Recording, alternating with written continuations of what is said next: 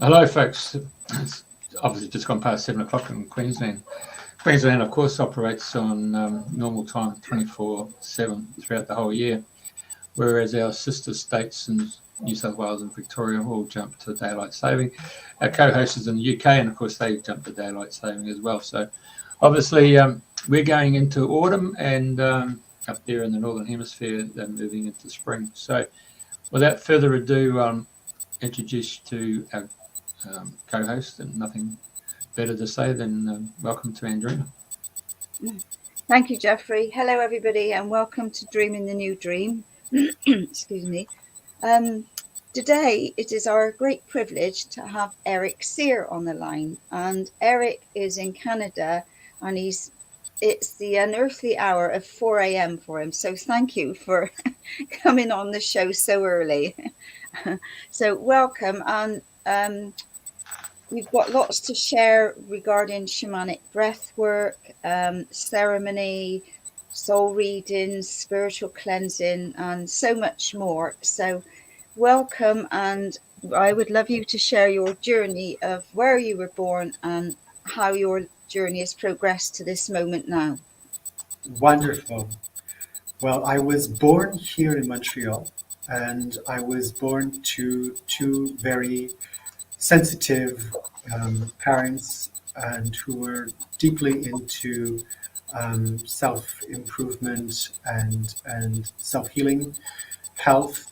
And my mother is actually a yoga teacher and meditation teacher, and they had both taken TM in the 70s and so forth, and were doing their best to be conscious individuals transforming. And that created an ideal environment for me to learn, since they were also very much into nature. It supported an almost innate interest I had in natural health and in working with the earth and natural products. That was something that was just innate from childhood. And people would ask me as a child, what is it that you'd like to be when you grow up? And I'd always shock them and say, I wouldn't be a witch. And that was like something that I knew, that plants had a life force, had a purpose, and it was something instinctual, something innate. And even at the age of 4 and 5, you'd find me taking them and boiling them up, even though I didn't know exactly what I was doing or why. It was an intuitive, playful way of almost remembering something ancestral. So it's been with me for a very long time. My mother definitely came from a Celtic ancestry, and with a history of ancestors, of grandmothers that were psychic and had visions and had intuitive, innate knowing and flashes. And on my father's side, his mother was a famous artist. And I feel like her creativity is also something that's always been with me, and a part of my healing and part of my healing work. And I guess that's common for many people that do healing work. And so there's a certain element of something almost hereditary there, and something, an innate deep calling that's always been present. And I was always an avid reader, and starting at very young age to read about natural medicine, holistic health, nutrition, and particularly meditation and yoga. And so I started very young, when I saw a poster outside, and it was for a particular Swami visiting Montreal, and he was teaching about yoga and meditation. And I was 10 years old and just somehow captivated very much by this program. And I think I was the only young adult that wanted to do something like this. Fabulous. But I managed to get my foot in the door, so to speak, and the Swami was actually quite agreeable to allowing me to attend the week-long camp. And that was my introduction to yoga and meditation from that point. And every day we did hatha yoga, we did pranayama and meditation. And that was something extremely engaging for me. And I found that I just kind of opened up, and I found that I was like a fish swimming in water, and something was missing from my education, and I got it from the field of my meditation, this deep connection and meditative focus. So from there, just triggered more interest in learning about healing and hands-on healing. And my own family did suffer some trauma in that. My parents, like many kids, got divorced at a young age. But that did trigger a desire to bring healing and to heal that wound that was created in the rift as a result of that conflict. So I did seek out Reiki after having studied this yoga and learned Reiki at the age of 13. I had become a Reiki master. Wow. And taught my first class to a group of Tibetan monks that came to Montreal, who had taught me in one sitting Tibetan throat singing, because I really wanted to learn from them, and they were just giving a show, but they said, "Okay, kid, come in, and we'll show you." And I managed to learn from them the basics of how to do the deep voice within that period. And then they invited me to the Tibetan temple, and from there, the temple congregation or sangha invited me to teach a Reiki class. And so at the age of 13, I taught my first Reiki workshop there at the Buddhist temple. Wow, that's amazing. Yeah, and I just was more and more from that point learning about rebirthing, learning about breathing, learning about yoga, emotional release. And there was a lady trained by Sandra that visited Montreal, Dr. Sandra Rose Michael, and it was one of her students. And she's still doing work mostly in writing and editing now. Her name is Raven Lemera, and she is actually from Quebec, but learned from Sandra in Hawaii. And when Sandra was leading the trainings in the Hawaiian bodywork, or Huna bodywork, and the higher self-alignment. And I experienced the higher self-alignment with Raven and had a series of awakenings, releases, and openings. And it was like a very strong inner guidance that I received to learn this work and to understand it and to learn to share it myself. And I asked Raven to teach me, and she said, "Well, actually, you'll have to go and meet Sandra. I don't teach, but you can learn from Sandra."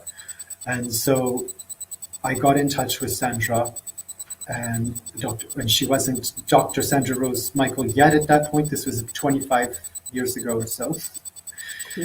She was just releasing the prototypes of the chambers that she's currently offering now, the EES system. And I had the opportunity to see one of those prototypes and to experience it in the training in Colorado. And I learned the higher self-alignment and in short, and I began sharing that with Reiki and having great results, and many people having shifts in their bodies, where basically what it is working with the breath. It's like rebirthing, but it's also working with specific points like marmas, as they're known in Ayurveda, or acupuncture points, as they're known in Chinese medicine, or they're even known as well in the ancient Hawaiian tradition as well. They have these vital life force points of mana. So it's a sequence of points that you activate and synchronize together in a treatment that we call the higher self-alignment. And this synchronizes the right, left brain hemispheres and encourages whole brain learning. And that certainly changed things for me, because I was very right-brained, very creative, very much in the language center, and very blocked when it came to math and scientific data and logic. After having done the higher self alignment, I was able to go and do my calculus and do all this advanced math studies that I had been far too mentally blocked to be able to even do any math before that. It's a complete block. But after having done this higher self-alignment, it just snapped something into place, and I was able to absorb the calculus, and I got like 100% on my Cal 2. So it was amazing to see the difference of that and how much shift there was to when I was working with that, and I continued working with it, and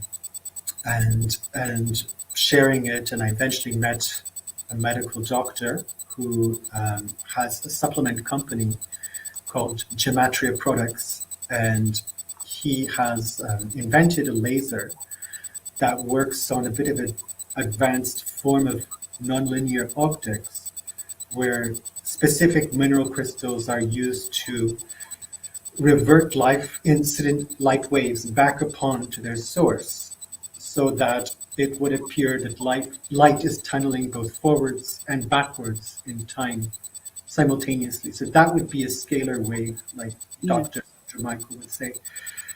Something that's an infinity wave, that's continuous, eternal, but it would also suggest as well that time is not necessarily as simple as a straightforward line going forward.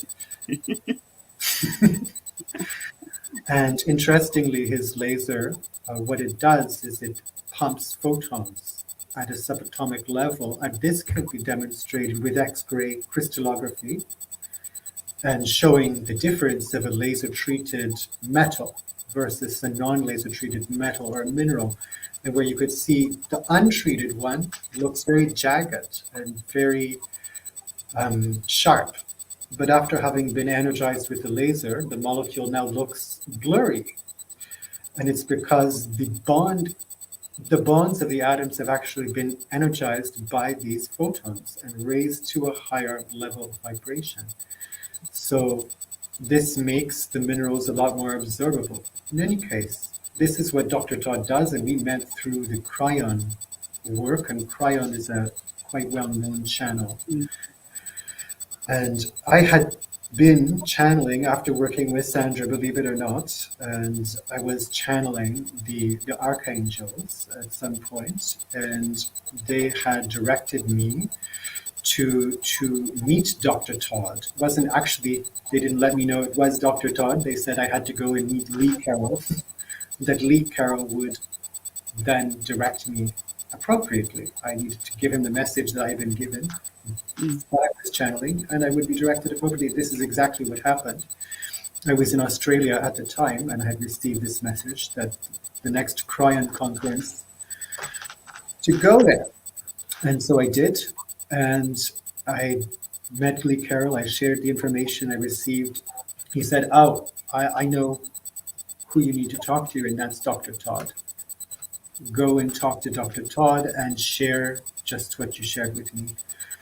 And so I did. And basically what the archangels had me do was share the tones of the language of light that I was receiving with Dr. Todd. And he was really blown away by the experience. And he just felt like electricity running through his body. And he said, "I want you at my next talk. I want you to be my guest speaker in Toronto." Fabulous. And that just started a whole new chapter from there, where I was sharing these sonic activations with his DNA intensive groups, where he would then educate people about his products, and then I would give the experiential component of DNA vibration and awakening through sound. And many people would have all kinds of awakenings and experiences, and I would share Sandra's body work with others, and often I would be so booked, I would be going all through the entire night, and I wouldn't get a wink of sleep because that's how many people wanted to work with me, and that's how much time was limited. And so I had to work within those constraints. And we worked from New Orleans through all over Europe. We went around, and I went sharing these healings, and some of these results of Sandra's work was quite incredible, let's say. There were some people that had major shifts in their bodies, that had a tumor, for instance, that after having received a higher self-alignment a few weeks later, had that tumor dissolve, and that last long term. And people who had come in with chronic fatigue and trauma and terror, suddenly being able in the sessions through the breath work to be able to get into that locked trauma in the body, because the only way anything ever really got locked in our body is when we kind of froze up and said, it's too much, flight, fright, fight, and tensed up in the body and didn't breathe. And wherever we got the breath stuck is where that trauma got stuck in ourselves. So when I share this body work, oftentimes a lot of that backlogged emotion that never got expressed and got clenched up comes out and gets released. And when that happens, it's like the body has a huge amount of energy available to repair itself and to suddenly make a shift. That often happens. And one case, this woman had come in and she was depressed. She had chronic fatigue syndrome. She had fibromyalgia. Doctors couldn't explain why it happened to her. It's like she had a nervous breakdown and all of a sudden this happened. We did the body work together, and she, when we were on certain points releasing fear and sadness, she just emoted, and all this locked emotion came out of her body, and she was able to cry like she had never cried in her entire life. Wow. And just melt through that tension and pour out her heart. And then she went and became a Reiki master after that, and all her chronic fatigue went away, and she was aligned with her purpose. So it's amazing the kinds of shit that can happen. And often so quickly. And sorry. Sorry, you go ahead. Yeah, no, I was going to say, we all know, the power of healing, and things are moving so fast now that you don't have to carry all these traumas and aches and pains forever and ever. There are ways to heal yourself or find somebody to help you, eh? Yes, absolutely. Absolutely. And feeling through rather than numbing out is the way. Though it seems counterintuitive at times, and we want to escape the pain. Yeah. Often the way through is in through the pain. But it has a way of keep coming back until you have to sit and address what is going on here. Hey. Exactly. And oftentimes it feels overwhelming when it's happening, and you wonder, oh, can I really go through these big emotions? But yes, you really can. And maybe it wasn't safe in childhood, it wasn't safe growing up, but now that you're an adult, you can create that safe space for yourself. And it can be integrated as part of you, because anytime you're lifting out of an emotion like that or going into resistance, it's like you're giving away part of your power, and you're freezing part of it as tension in the body, and then this can over time create disease as it builds up. So that's the way that we're taught in this society of kind of go and consume and succeed and push yourself past your limits. But that's not the way to create long-term health. We all know that now. Quite. Yeah, it's all in stages, isn't it? You can't. So I thought the little sound would stop, but it sort of went quieter then. So with healing and with emotions that come up, and aches and pains and blockages, and you can feel them, you can look up different meanings, you can get help. But I know when you emailed me, what was brought to my attention was the breath work. And I know I did do a course recently, but I was really disappointed in the way they were doing it. There's so many different ways, and it wasn't just doing something and then coming into still point. So that caught my attention. But I thought, yeah, I'd like to know more, and so I'd be interested in you sharing. So hence, thank you for contacting us. So you can share all your wisdom of the breath work, and how you can help, or what wisdom you can share with others that we can do to get into a deeper state, a deeper connection. Absolutely. So for the breath work, I mean, would you like to know a little bit about how it's been shared in terms of modern breath work, or would you like to know more about the ancient practice of breath work, or would you like to know all of it? Well, I think, obviously the ancient, because we've both been, I've been to Hawaii a couple of times. I've done a dolphin trip, and we've done walking in the footsteps of the ancestors to Hawaii. So, both got a strong connection with Hawaii, and I know I'll be going back there again. I just love it. But and going to the temples there, and all the sacredness. Yeah, so you share whatever you feel is relevant, or even how you started and how you've progressed on to now, where you're doing all these different packages. Started with it was with Sandra. She was a huge part of that, and her teaching about the Ha breathing, which is why Hawaii is called Hawaii, because it's the place where the air and land meet the sea. But Ha is the air, or also the life force. The Ha is also the life force, and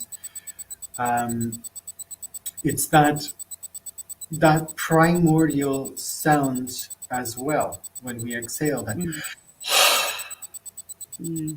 which is a complete release. And often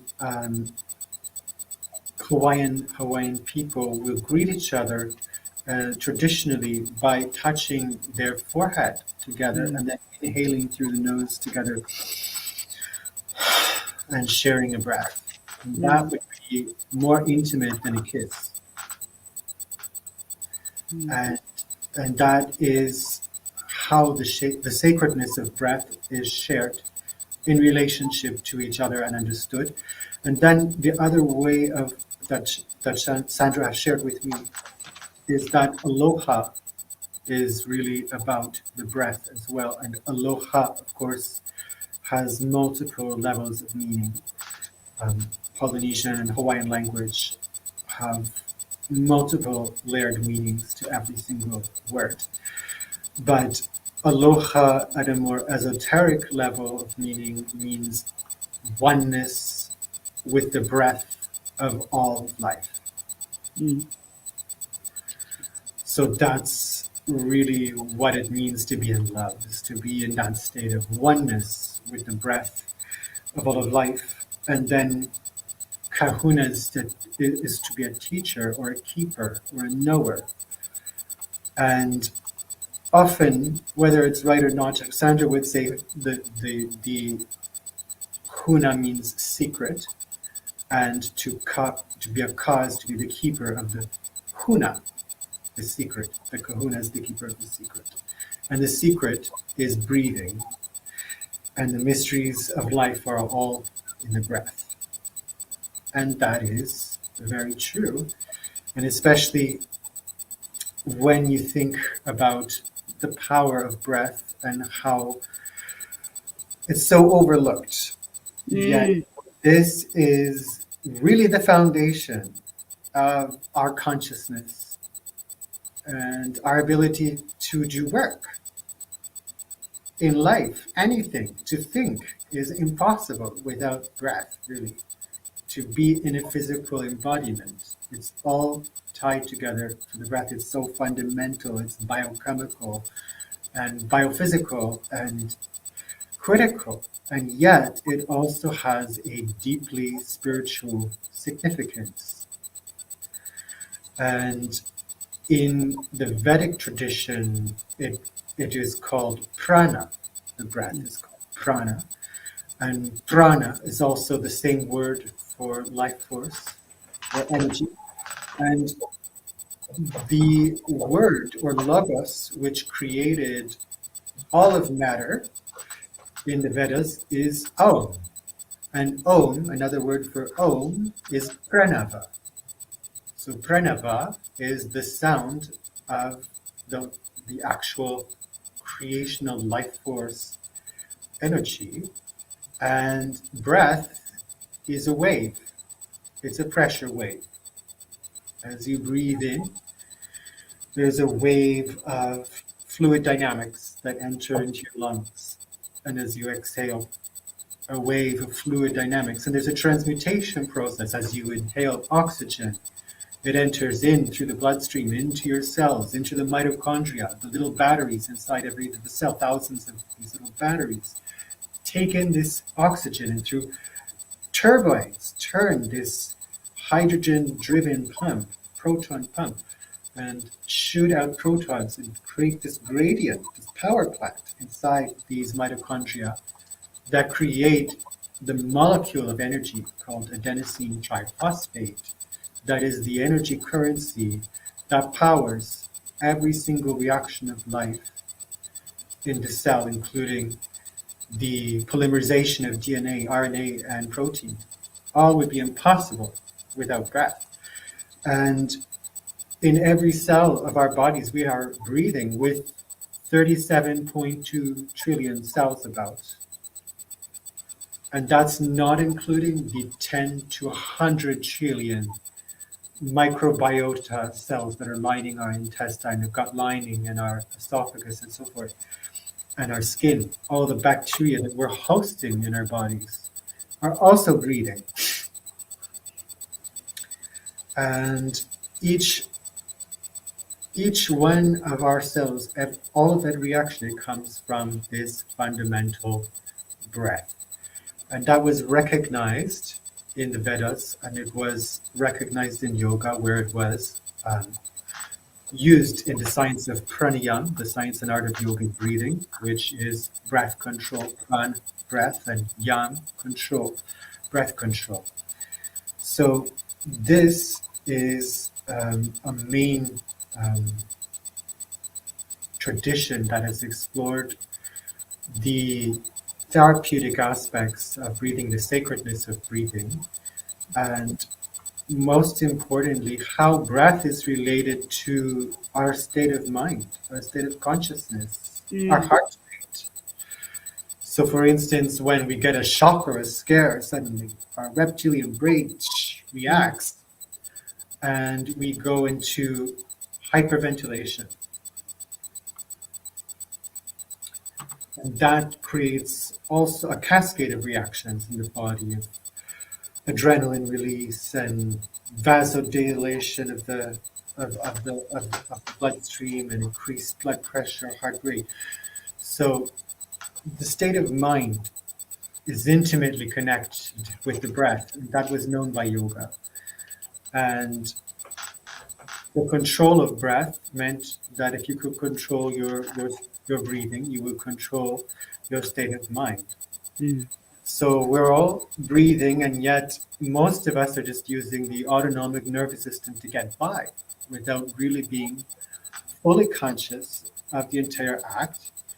And every person that lives to about 80 or so years will on average take about 700 million breaths in a lifetime. Wow. That's quite a lot. A lot. And if you exercise even more than that, if you exercise lots, you're taking even more breaths than that. So we breathe a tremendous amount, and yet most of this activity is unconscious. Like most of most of our attention is unconscious as well, unless we meditate a lot. But it's been found in neuroscience that every 4 or 5 seconds, our mind dips out and blanks out into a state of unconsciousness. So even if you're not attention deficit, an ADHD, all human beings face this dipping in and dipping out of consciousness, and it happens so fast we're not even aware.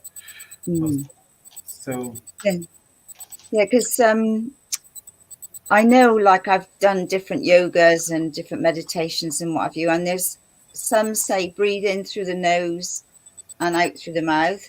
Some say breathe in through the nose and out through the mouth. There's lots of different people's systems of doing it differently, isn't there? But at the end of the day, as long as you're breathing is the main thing. absolutely, like in the Hawaiian way of that Sandra taught, it's definitely in through the nose and out through the mouth, letting out the exhale with a ha sound. And that's particularly good for release work and helping to clear the cells of old trauma and miasm and cellular debris, and to really get things moving on a cellular level. And you'll feel like if you just breathe like that,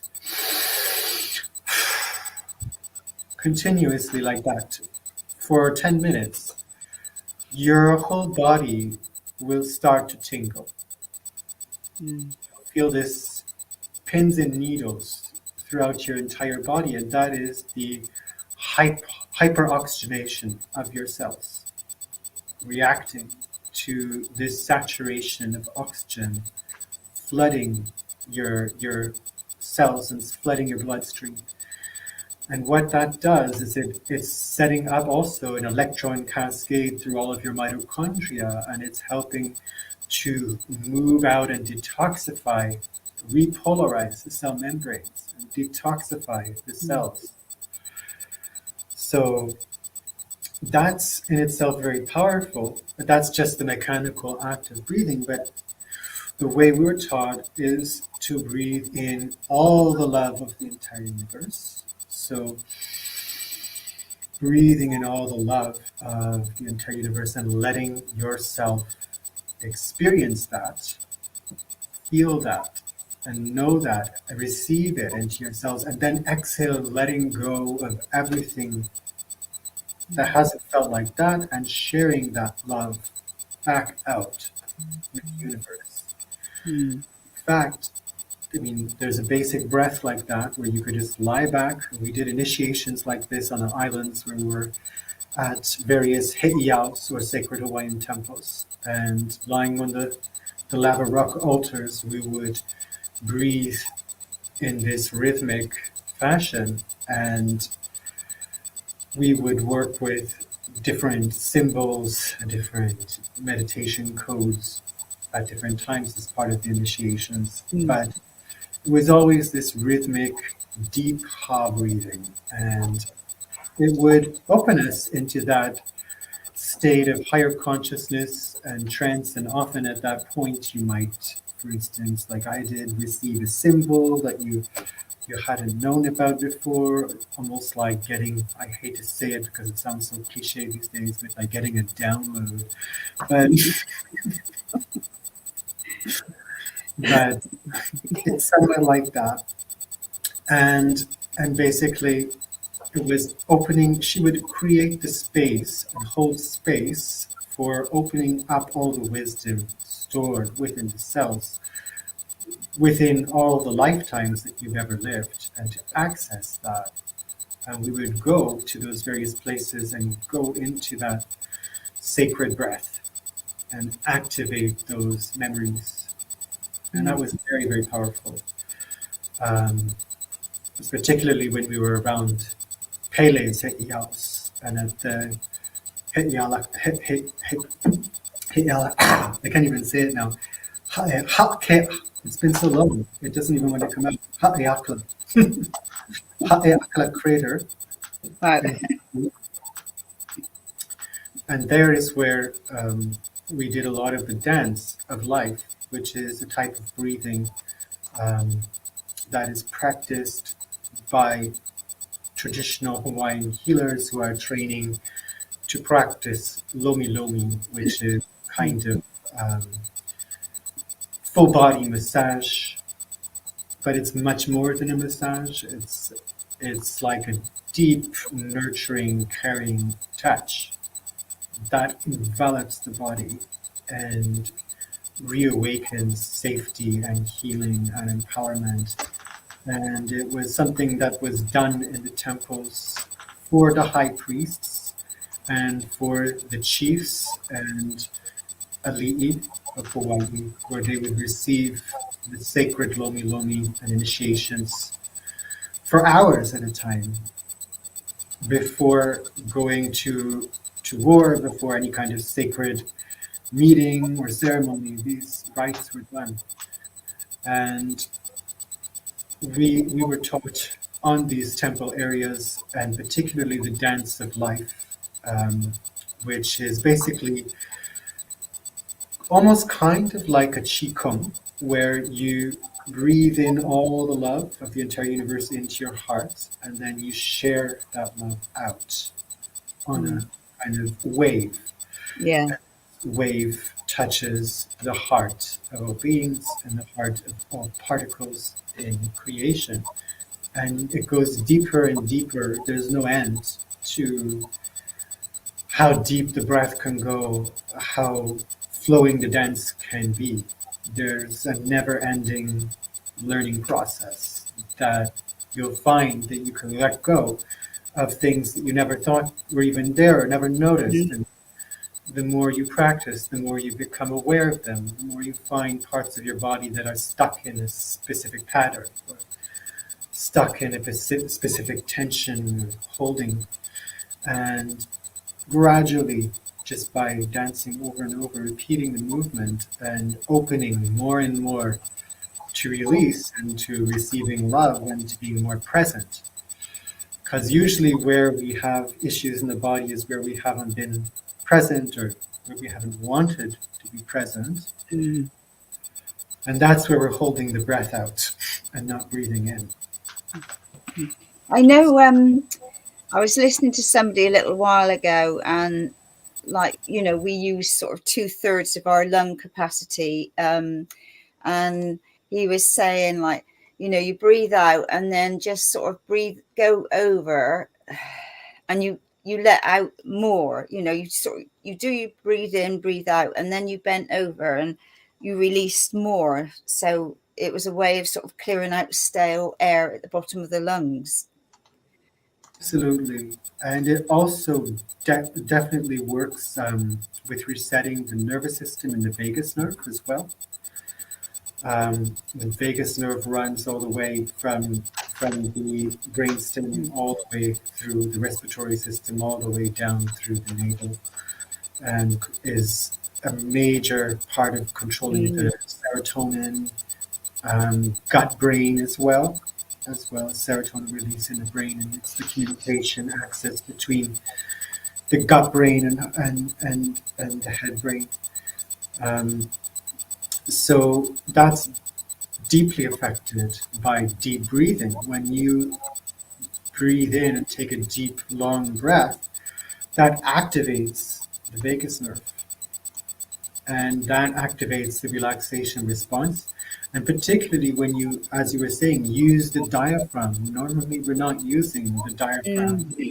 So just underneath the rib cage.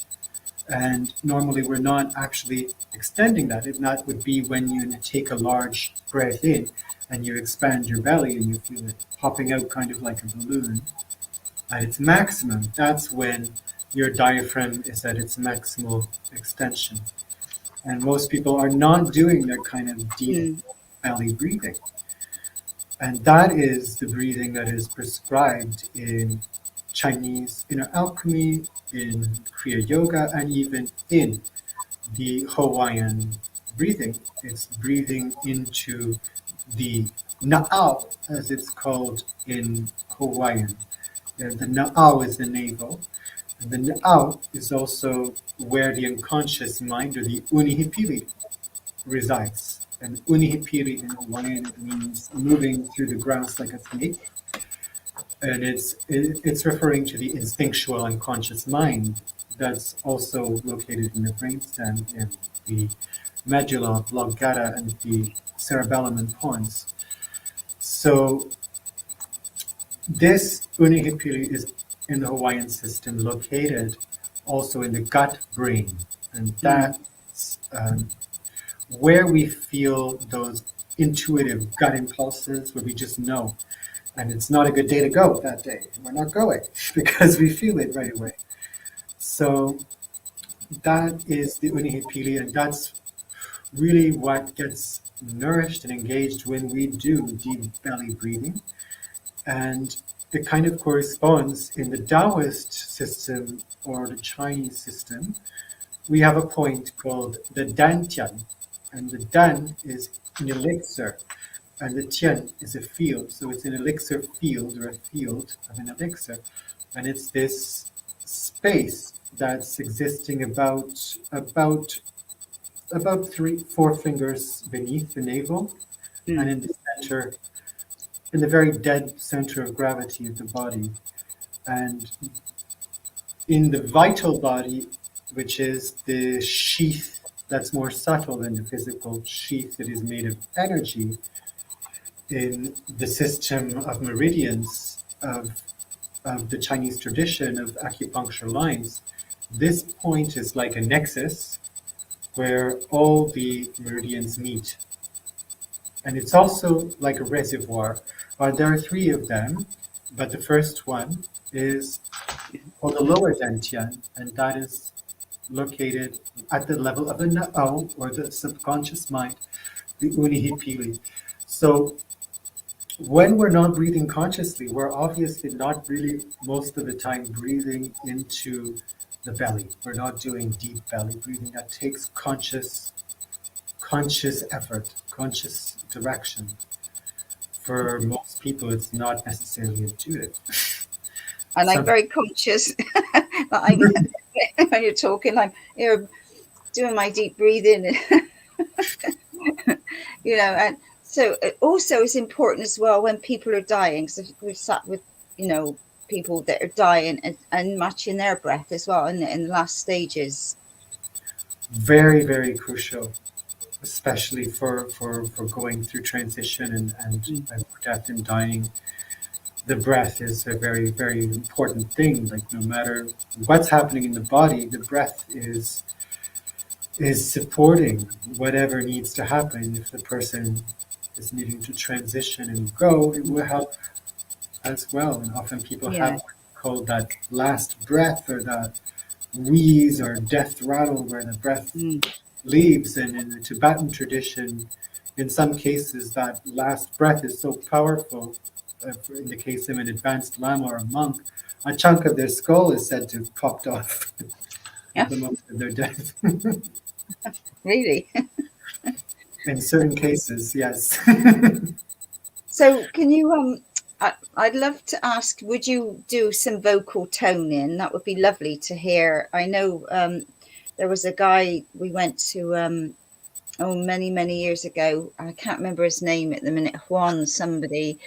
And he used to do this very deep throat toning, and oh my God, it was just amazing. These, and I know a lot of people can do these deep primal sounds. So would you feel like giving us a sound? I could do that. I'm not sure how it's going to, like, with the Tibetan voice, it's been a while, so I might be a bit rusty with that one, and it also might be a bit loud at this time, but I'll do, if you at the Mongolian variety, you can probably get away with this one. I'll try that one if you don't mind. All right, so.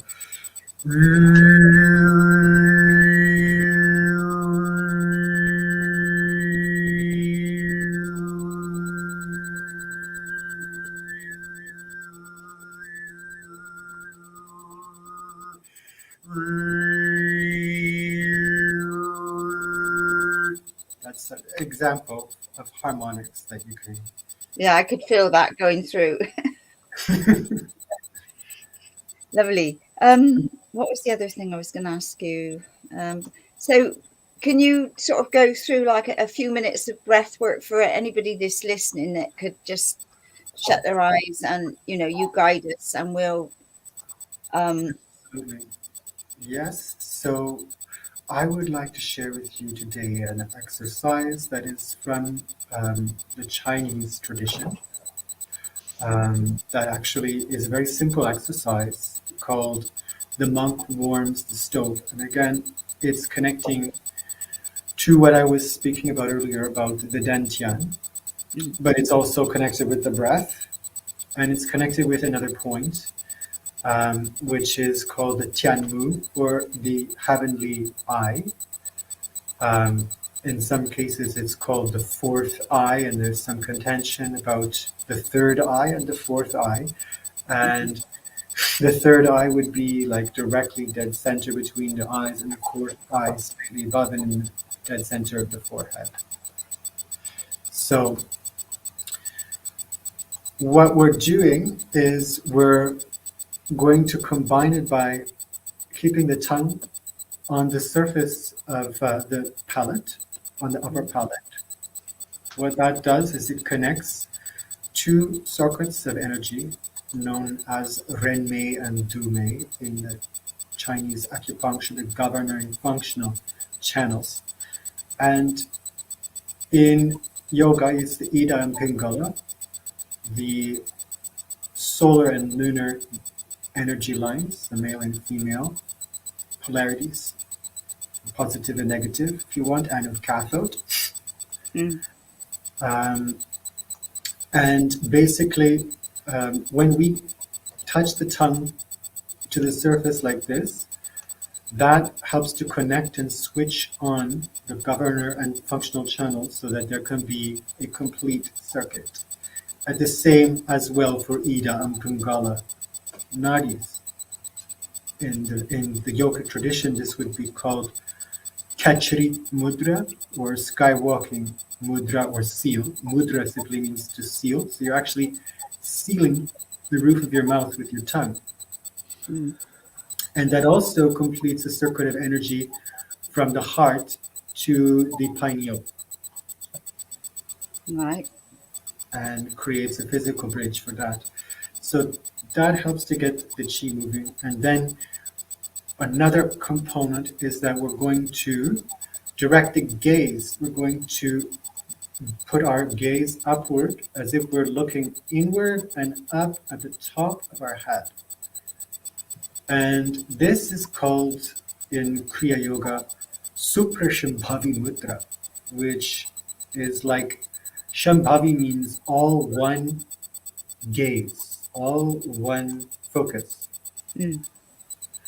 So that's what's happening when we're looking up here. It's all one focus. We're taking our duality, we're looking towards unity at the center of the brain, which is really, it is an actual eye, the pineal gland.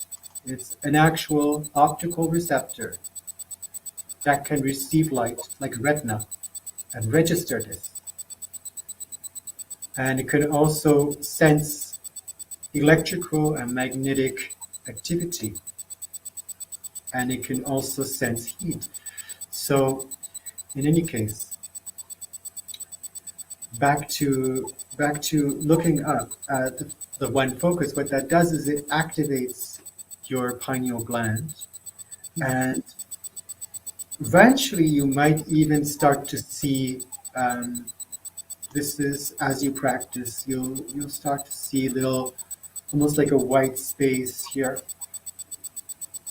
behind your eyes, behind the dark screen of your eyes. You'll see a little white circle, maybe to begin with, or some kind of light. And what that is that's your brain relaxing and releasing phosphines. And that's firing between the pituitary and pineal gland. Through the cerebrospinal fluid is pumping and pulsing. You'll start to notice that. In any case, don't worry about that. Don't look for that, but it's a possibility that it may happen. You might become aware of that. Yeah. So when we're breathing, we're constantly keeping the eyes focused up like that at the third eye. And then when we inhale, there's something that is called the mula bandha, which is the root lock.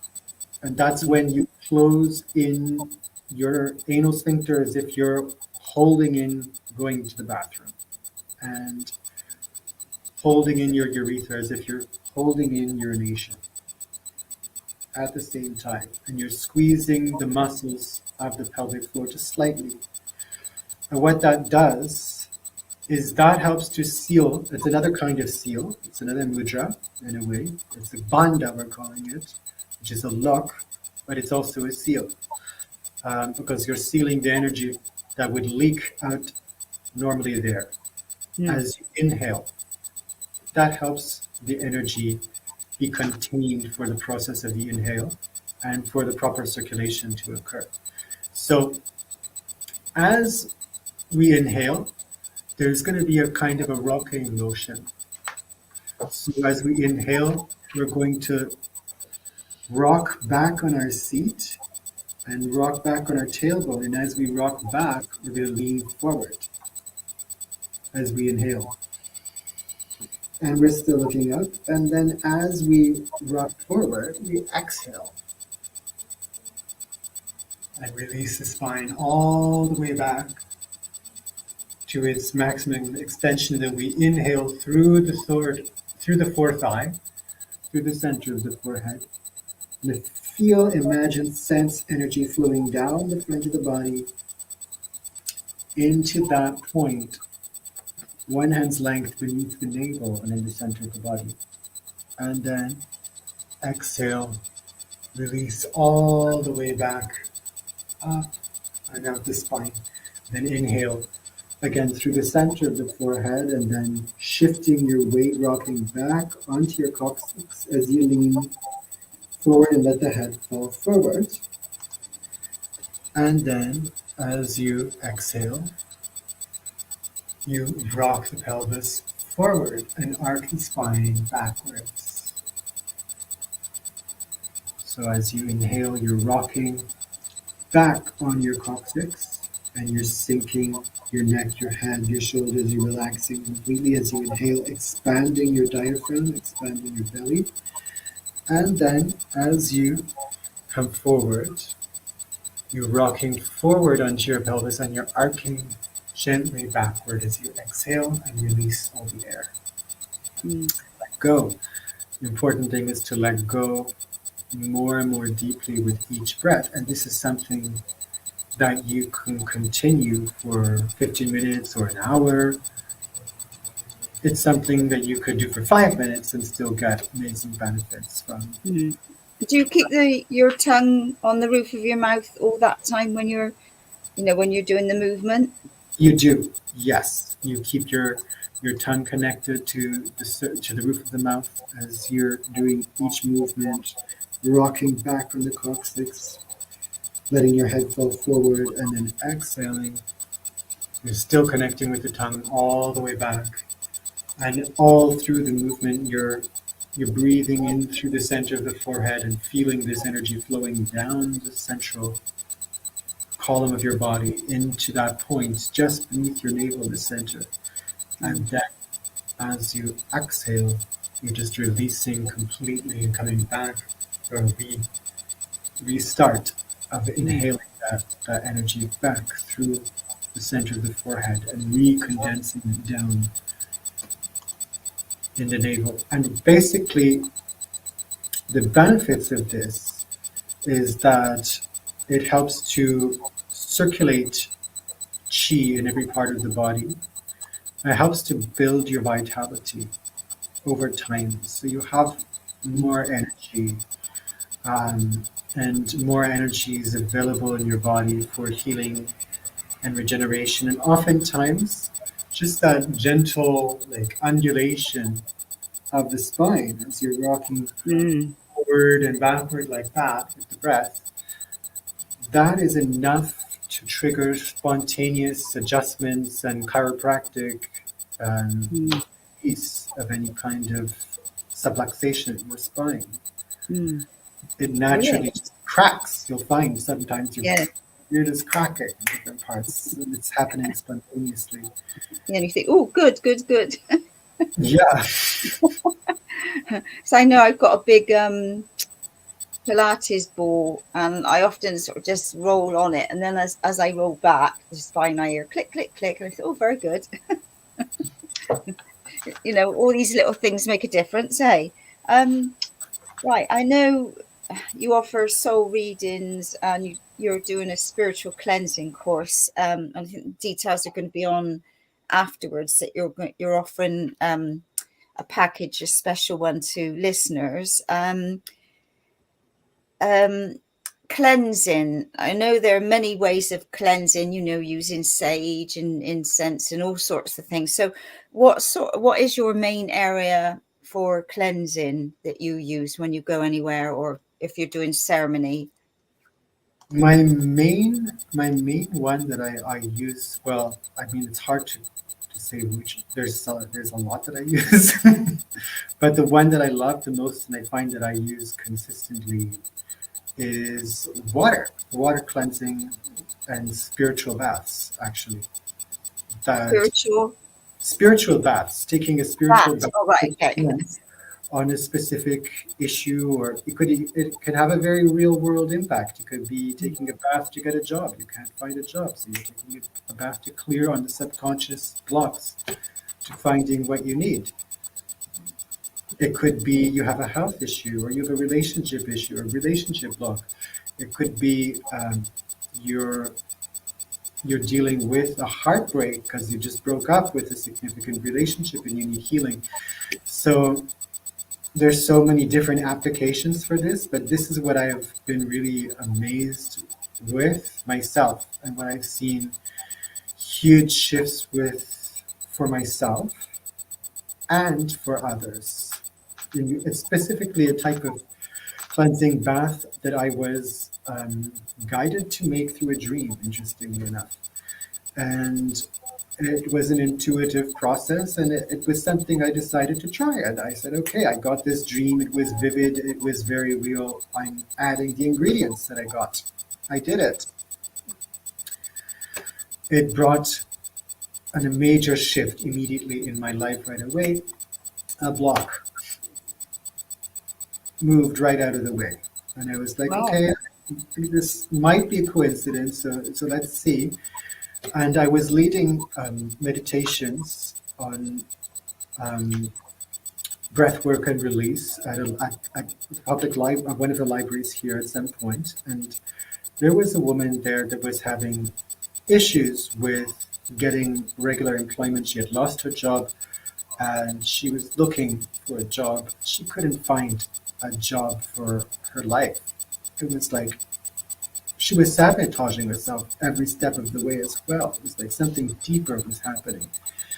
And even though she was coming back every week for the meditation, she was continuing to talk about the problem of not being able to get this job. And so I offered her one of these baths to try.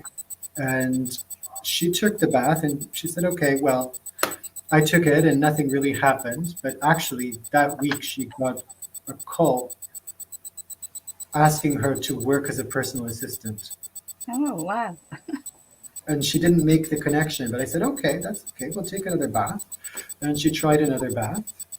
And she said, well, that one did something. And I saw like lights and colors after I took this bath, and it was so relaxed, and I'd never seen that before. And then she got a call back from her old employer that she had been working for in the Middle East, where she had a very stable teaching position. And she was summoned back to this job and given back her salary very quickly. And so it wasn't just her that had these types of experiences. I began giving them to others, and they were having major releases, major openings, visionary healings and experiences, and also shifts in their health. One woman said that she had been feeling completely low energy and unable to be motivated and get anything done, and she began taking these baths, and all of a sudden she felt like she was full of energy and she could accomplish what she needed to do, and she was able to do it. And it's consistent that I've seen that these baths draw off the dross of what we're holding and help us work through it. But it's also deeply connected with the breath work. And whenever I prescribe one of these baths, which I do make with specific herbs and salts and minerals and clays, and then I empower in ceremony for that particular person's purpose. When they take this bath, I also have them go through a consciousness process of letting go of whatever holding patterns or limiting beliefs are connected to the problem that they're working on. And they release that and wash themselves free of that in the bath, whether it's an ancestral program or a trauma or something that they haven't been able to come to terms with, a release that is hanging over them in their life that they can't seem to let go of. So that's been something that's been a game changer for them, that allowed them to take steps in ways they hadn't been able to. And I found that it's a very powerful shifter. And I've seen it many, many times again. And so that's something I'm a very big believer in. And it's not just for cleansing, it's also for attracting and bringing in more sweetness and bringing in more love. So I offer blessing baths and I offer cleansing baths. So there's baths to remove obstacles and take away what we don't want, and baths to bring in and anchor the blessings that we choose. So are these tailor-made for each person? Or, because I was going to say to you, what's the magic ingredient? I haven't got a bath where I am currently, but I'm hoping to manifest a home with a bath. So obviously, if I said, I'd like to try one of these, you would have to send something through the post. I would send you something through the post, absolutely, yes. I would send you a pre-made, often how I usually do it is in a pre-made series, where I give you a series of, to do the most complete series would be, I suggest 9 baths, and then doing it in 9 consecutive days, and there's a whole process of how to dispose of the bath afterward and release it to nature, which is detailed in that process.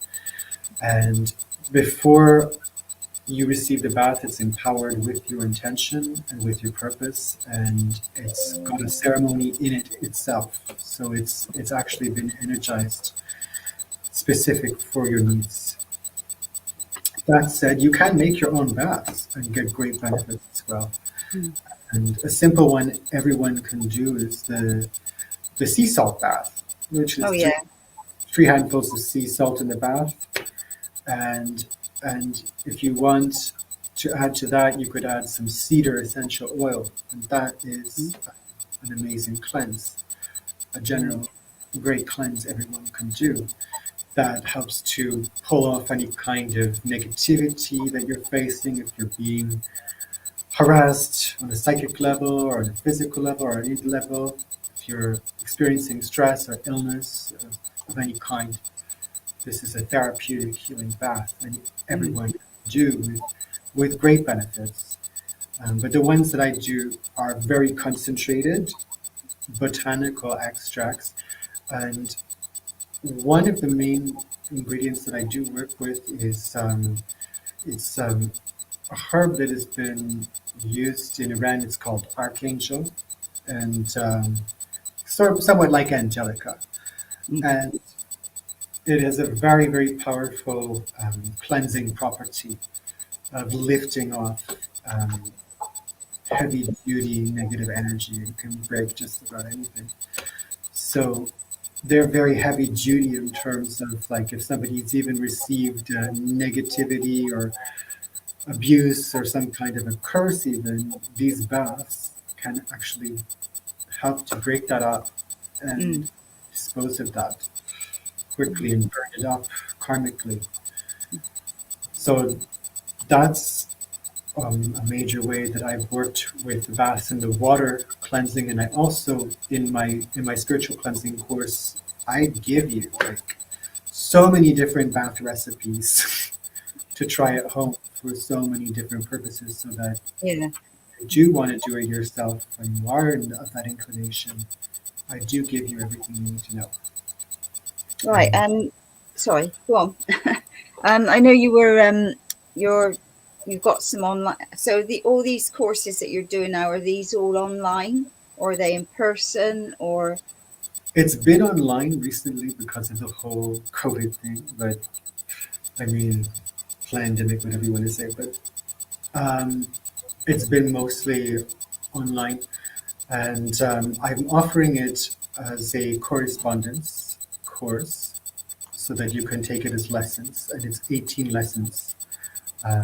Some of the lessons are quite long. I would call them more modules, in fact, like they're sometimes 50 pages long.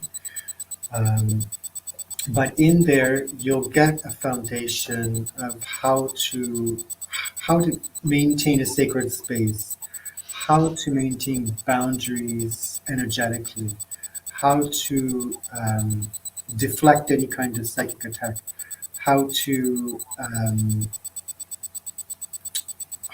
remove obstacles that are put in your way in a kind of Aikido type fashion where you make them work for you rather than against you. All kinds of meditation and visualization and centering techniques, and even techniques of working with the astrological angels of the planets, and how that works with the chakras and how that works with the psyche, as we are microcosms of the macrocosm. We contain all the cosmic energies, all the planetary energies.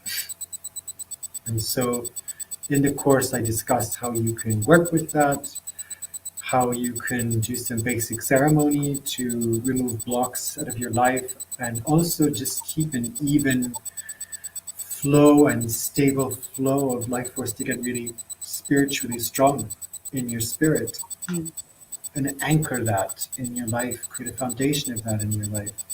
And so when you go through all stages of the course, you really learn how to do that, how to take care of your own spiritual needs, and even if you are called to help someone else in need. So is this all on your website? Have we got a website link for you? I'm not. I believe you do.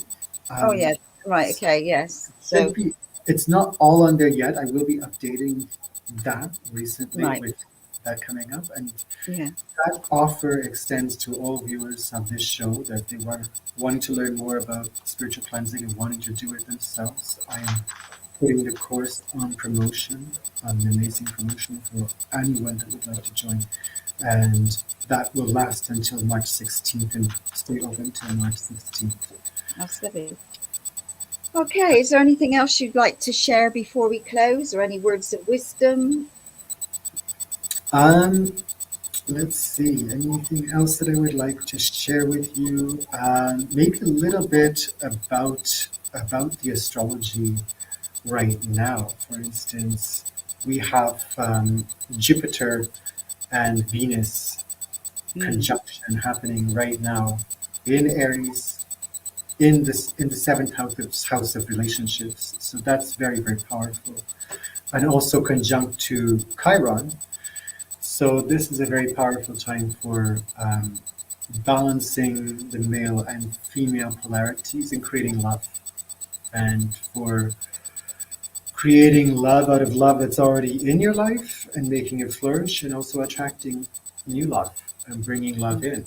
And it's a great time for ceremony to create self-love as well, and abundance, prosperity, and money, as Venus is also the planet of money as well as love. And Jupiter is the planet of expansion. It is also a great time to work on expanding your self-love and expanding your ability to receive love and to receive life force, and also value for the work that you share in the world. And then we've got in the fifth house, we have Mercury and Saturn conjunct in Aquarius. And that calls us to be very careful with our words, and to also be even more aware that our words can have gravity and impact and manifest more quickly as a result of that conjunction, because Mercury is the planet of movement and Saturn the planet of restriction into manifestation and communication restriction. So I mean, that's happening as well at this time. And then we have the Sun and Neptune about to go into full-on conjunction on the 10th, and we're approaching that right now. So that can create, it's a great time to explore the unconscious mind, to explore the hidden within, and to access intuition. But it's also a time to be cautious, because Neptune can bring up a lot of delusions, can bring up a lot of uncertainty and glitches in communication, even misunderstandings. So all of this is coming to the forefront in the next week, and culminating towards St. Patrick, when we're going to be on a waning phase of the moon, and we'll have Venus just entering into Taurus, which is an earth sign, which is great for manifesting on a practical level and business level, bringing in and manifesting your purpose, your goals, and taking action towards your goals. And Venus is also exalted in Taurus, so it's especially auspicious timing. And in my ceremonies, I work with this astrology, and I work also with the angels that rule the degrees of the astrology. And I invoke the spirits. This is something I didn't speak about as well, but it's something I have been exploring also since a very young age, and even prior to studying with Dr. Sandra Michael, learning all about ceremony and ancient religions and how things were done, and how shamanic traditions work in invoking the directions, the ceremonies of invoking the direction, the elements, and the correspondences of these. And it's an intricate process when I work in ceremony. I prepare for it. I take the special cleansing bath myself before it. I do all these preparatory prayers myself to put myself in alignment before I ever share that with anyone. It's limited to a specific number of participants. I won't be taking more than 10 as a result, as it's so intensive. But it's done at that critical astrological timing. I actually invoke the angels of the degrees of those planets and give the petition of the intention of the person participating to those angels. Let's manifest more luck. Let's bring in more blessing. Let's dissolve the blocks to money and wealth and success. And I go through that process. But that's how I do it. But the results are what's more important, and what's happened for people. Like in some cases, it's been the difference between a patient being in the hospital on a respirator, and after me doing that ceremony and the candle going so high it almost goes to the ceiling, the next day the patient being released from the hospital. So sometimes it's like that much of a difference, and that palpable what can happen, or somebody not getting a job, or getting the job that didn't necessarily have the odds to get that job, is now getting that job, or they asked for a raise in their job and they got that raise. And is it spiritual or not? Well, it's what they asked for, and it's intent and manifesting, and it's happening. And definitely be careful what you ask for, eh? Careful what you ask for, because you might just get it. Yeah. More than ever now, eh? With energies and all the different things that are going on, and so just be very aware of your thoughts. Well, that has been absolutely amazing. I've really enjoyed listening to your sharing, your sacred wisdom and the breath work. So I should be trying some different moves afterwards. So thank you for coming on our show. It's been an absolute delight. it's been an absolute delight. Thank you so much for having me here, and have so much gratitude to you both. And sorry about the issues in the beginning and technical issues. I apologize for that in advance. And it's been just such a privilege to share this time with you. Thank you. No, thank you. Okay, folks. Well, thank you for listening, and I hope the sound has come through. I'm not sure how it's come through the other end. I can hear it this side, but not good, Jeffrey. Has it spoiled the? Yeah. Has it? So will we have to do a rerun or something another time? We might have to do a rerun once I figure out this. I'll try to get it Messenger working on my phone, and I apologize for that. And maybe we can do a rerun for this. I really apologize for the sound. Well, it's just one of those things, but yeah, so maybe we can have a discussion after it. Okay, well, same time next week. Thank you, everybody, for listening.